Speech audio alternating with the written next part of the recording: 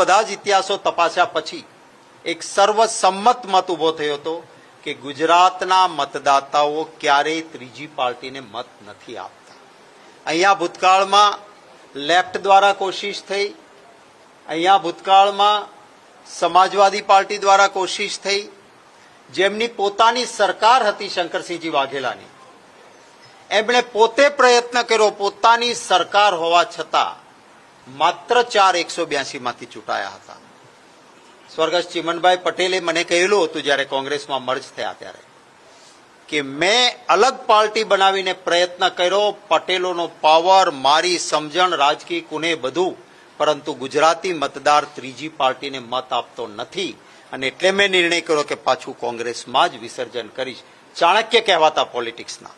એટલે આમ આદમી પાર્ટીને એક હવા ઉભો કરીને 11% મતો તોડીને કોંગ્રેસ પાર્ટીને જબરજસ્ત નુકસાન કર્યું એમણે. પરંતુ ગુજરાતી મતદાતાએ એમ છતાં વધારે મતો તો કોંગ્રેસને જ આપ્યા. મુખ્ય વિરોધ પક્ષ એ કોંગ્રેસ પાર્ટી જ રહી છે. આ સંજોગોમાં વિસ્તૃત ચર્ચાના અંતે ગુજરાતીઓના હિતમાં કોંગ્રેસ પક્ષે નક્કી કર્યું છે કે વિસાવદર અને આ બંને બેઠકો કોંગ્રેસ પક્ષ પોતાના સિમ્બોલ પર મજબૂતીથી જીતવા માટે લડશે.